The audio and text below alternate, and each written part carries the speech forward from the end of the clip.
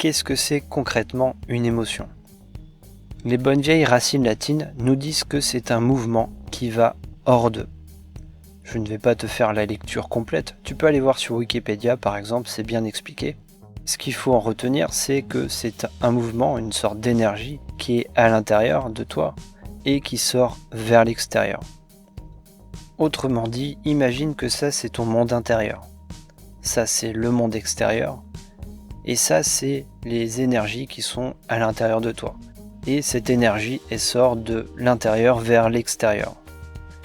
L'émotion, c'est ce qu'on pourrait désigner par les petites flèches qui vont de l'intérieur vers l'extérieur. Et les sentiments, c'est ces petites ondes d'énergie que tu stockes à l'intérieur de toi. Il y a quelque temps, j'ai lu le livre qui s'appelle « Comment fonctionnent nos émotions » de Boris Cyrulnik. C'est un livre qui n'a pas été écrit que par Boris Cyrulnik, il a supervisé la rédaction de ce livre et il y a eu plusieurs intervenants. Et je ne sais plus quel intervenant a écrit que l'émotion, c'est le changement corporel et la perception que nous avons de ce changement. Et le sentiment, c'est la transcription de l'émotion sur le théâtre de l'esprit. Dit autrement, l'émotion est au corps ce que le sentiment est à l'esprit. Le sentiment fait bouger l'esprit et l'émotion fait bouger le corps. Parfois, c'est l'émotion qui induit des sentiments, donc c'est le corps qui agit sur l'esprit, et parfois c'est l'inverse. C'est l'esprit qui agit sur le corps, c'est les sentiments qui induisent des émotions. C'est le message principal que j'avais voulu véhiculer dans la vidéo précédente, et pour ça j'avais utilisé deux analogies. La première, c'est la pierre qui tombe dans l'eau, la pierre qui symbolise l'émotion, et les petites ondes qui s'éparpillent autour, ça symbolise les sentiments. Et l'analogie que j'avais choisie pour décrire l'inverse, quand c'est les sentiments qui induisent une émotion, j'avais choisi la cocotte minute.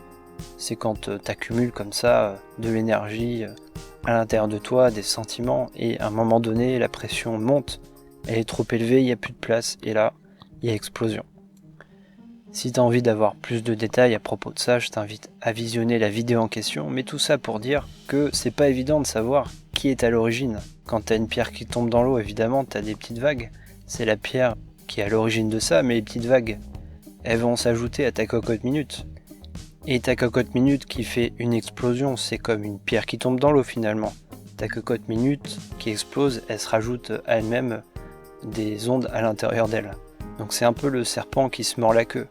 C'est qui de l'œuf ou de la poule? C'est pas évident de répondre à cette question. Ma conviction, c'est qu'il ne peut pas y avoir d'émotion s'il n'y a pas d'abord de sentiment. J'arrive pas à concevoir qu'il y ait une émotion, qu'il y ait un mouvement du corps comme ça sans qu'il y ait avant un mouvement de l'esprit. Il y a un internaute qui a posté un commentaire sur une de mes vidéos plus anciennes et il disait une définition intéressante de l'émotion, c'est mémoire d'un sentiment. Je suis plutôt d'accord avec ça. D'abord il y a le sentiment et ensuite il y a l'émotion.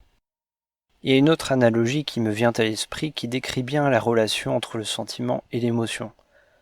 Le iceberg. Dans un iceberg, tu as une partie immergée à l'intérieur de l'eau et tu as une partie émergée. La partie émergée, c'est ce que tout le monde peut voir et la partie immergée, c'est ce qui n'est pas visible par le monde, en tout cas par le monde qui est au-dessus de l'eau.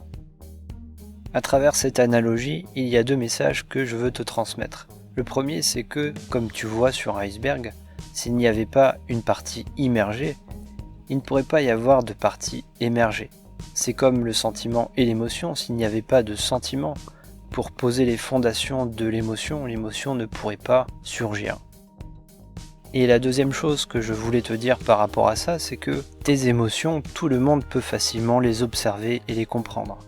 Par contre, tes sentiments, c'est plus compliqué. On peut décrypter tes sentiments à travers tes comportements, mais tu vois, c'est quelque chose qui est caché.